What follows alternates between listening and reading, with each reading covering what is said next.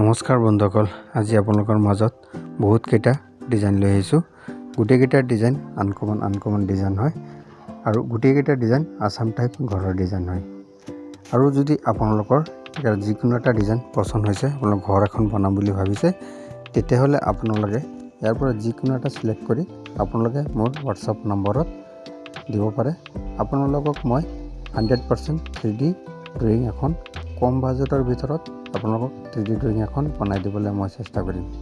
আৰু আপোনালোকে জানে, আগতেও মোৰ ভিডিঅ'বিলাক বহুত ছাপোৰ্ট কৰিছে, যে জানে মই ভাল ড্ৰয়িং বনাওঁ আৰু আপোনালোকক মই এখন ভাল কম বাজেটৰ ভিতৰত এখন ড্ৰয়িং বনাই দিবলৈ মই চেষ্টা কৰিম।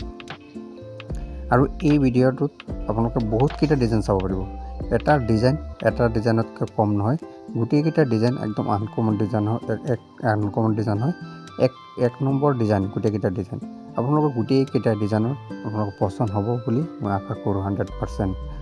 আৰু যদি বন্ধুসকল মোৰ এই ভিডিঅ'টো যদি আপোনালোকৰ ওচৰত ভাল লাগিছে, তেতিয়া লাইক আৰু ছাবস্ক্ৰাইব কৰিব।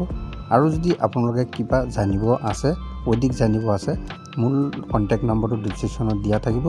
আপোনালোকে মোৰ লগত 100% যোগাযোগ কৰিব পাৰে। গোটেইকেইটা ঘৰৰ কাষ্ট কিমান টকা খৰচা যাব, কি গোটেইখিনি আপোনালোকে জানিব পাৰিব।